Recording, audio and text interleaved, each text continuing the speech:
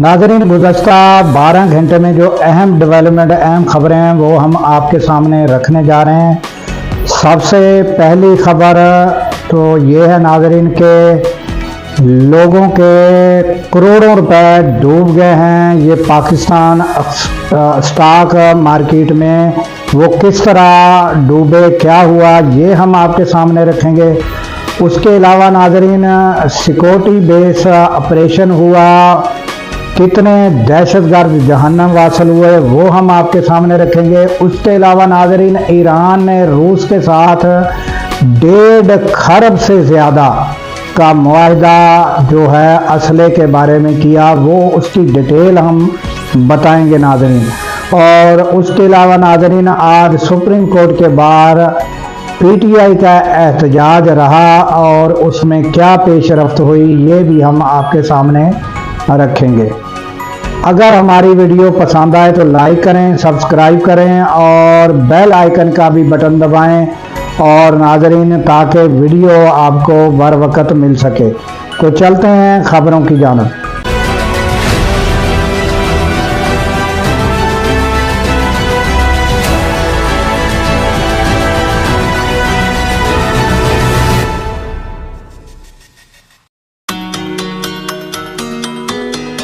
अस्सलाम वालेकुम, मैं हूं अब्दुल गफ़ार।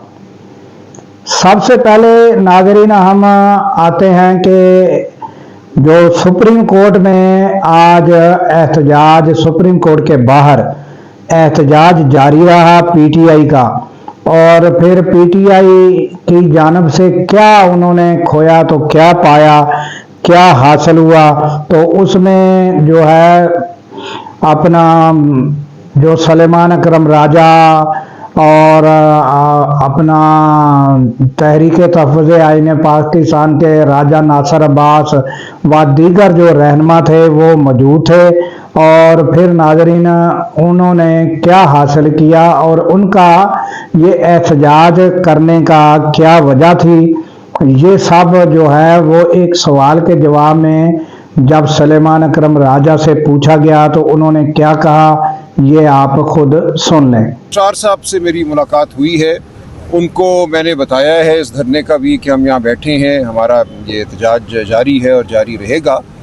और ये मैंने उनसे तकाजा किया कि जो सरकारी रिपोर्ट सुप्रीम कोर्ट में जमा कराई गई खान साहब की आंख के हवाले से, सेहत के हवाले से 16 फरवरी को, उस रिपोर्ट के हवाले से एक हियरिंग रखी जाए अदालत में, ताकि हम अपना नुक्ता नज़र दे सकें और चीफ जस्टिस साहब मज़ीद ऑर्डर पास कर सकें।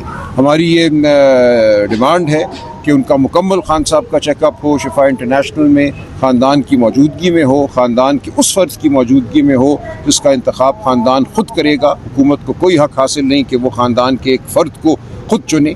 और जो खान साहब के ज़ाती मालिजीन हैं, डॉक्टर आसिम यूसुफ और डॉक्टर फैसल सुल्तान, उनकी मौजूदगी में हो। तो इस हवाले से एक दरख्वास्त हमने दे रखी है।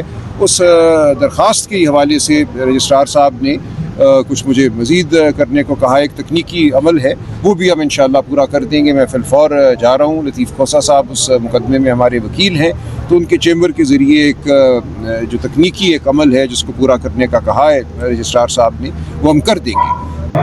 तो आपने सलेमान अकरम राजा की गुफ्तगू सुनी और वो क्या चाहते हैं, और नाज़रीन, उनका एक ही पॉइंट एजेंडा है। वो कहते हैं कि सियासत एक तरफ, पहले इमरान खान का चेकअप और उनका इलाज वर्षा की निगरानी में और जो डॉक्टर हैं उनके निजी, उनकी निगरानी में होना चाहिए, और इसी मकासद के लिए वो कोशिश हैं। तो ये आपने सुन लिया। उसके बाद नाज़रीन, हम आपको खबर देते हैं कि ईरान ने, ये पहले भी हम आपको बता चुके हैं कि ईरान ने रूस के साथ एग्रीमेंट किया और जो है इसकी डिटेल हम बता चुके हैं। वो मुबैना तौर पर बहुत से लोगों ने इसके इंकशाफात किए थे, और अब जो है बरतानवी जरीदा है दी फाइनेंशियल, जो है वो अपना अखबार है उनकी, उन्होंने जो है वो कहा है कि एक खुफिया मुआहदा हुआ है, और उसके बारे में उन्होंने ये बताया है कि 1 खरब 64 अरब रुपए का जो है वो असला खरीदारी का मुआहदा हुआ है, और इसमें जो है ان کا 3 سالوں کے اندر جو ہے یہ سارا ایگریمنٹ جو ہے یہ معاہدہ کمپلیٹ ہوگا، جس میں ناظرین یہ 27 اور 29 تک 2029 تک یہ مکمل ہوگا، اور اس میں وربا ایئر ڈیفنس سسٹم جو ہے وہ مکمل کیا جائے گا۔ اور ناظرین یہ جو ہے یہ 500 جگہ پر جو ایئر ڈیفنس سسٹم ہے، 500 ایئر ڈیفنس سسٹم وہ مکمل کیے جائیں گے اور 3 مرحلوں میں مکمل کیے جائیں گے۔ اور آپ کو یہ بتایا کہ 27 سے لے کر 29 تک 2029 تک جو ہے یہ مکمل ہوں گے۔ اور یہ جو معاہدہ ہے یہ بہت بڑا معاہدہ ہے ناظرین، 1,64 روپے کا معاہدہ ہے جو برطانوی جریدے نے جو ہے یہ انکشاف کیا ہے۔ اور یہ برطانوی جریدہ فائنینشل ٹائم جو ہے ان کی رپورٹ ہے ناظرین۔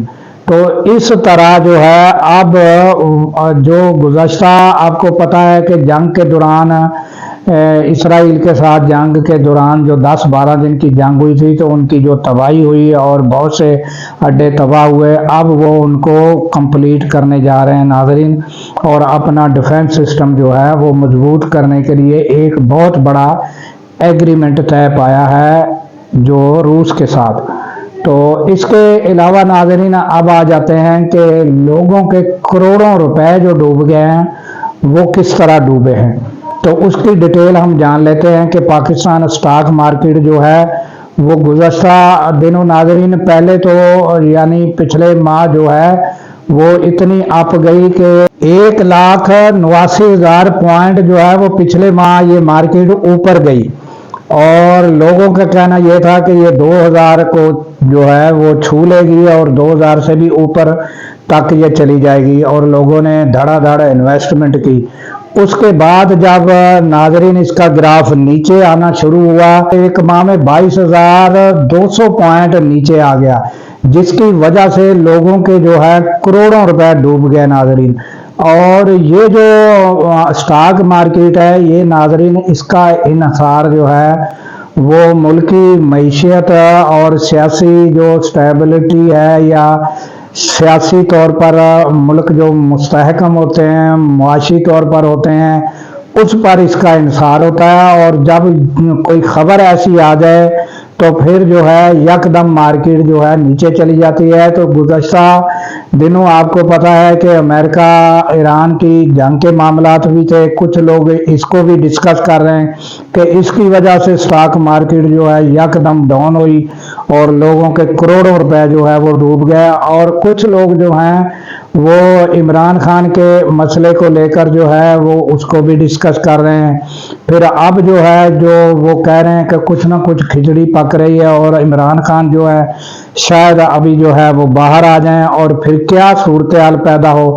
تو یہ جو اس طرح کی گو کی صورتحال ہوتی ہے ملکی طور پر تو اس پر جو ہے یہ اسٹاک ایکسچینج جو ہے اسٹاک مارکیٹ جو ہے اس پر بڑا اثر پڑتا ہے۔